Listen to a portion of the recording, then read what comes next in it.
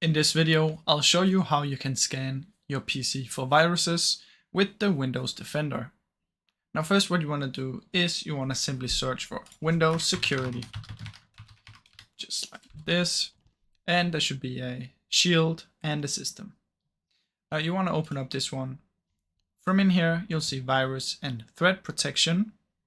You can click on this. Mine says no action needed, which means basically I don't need to do anything.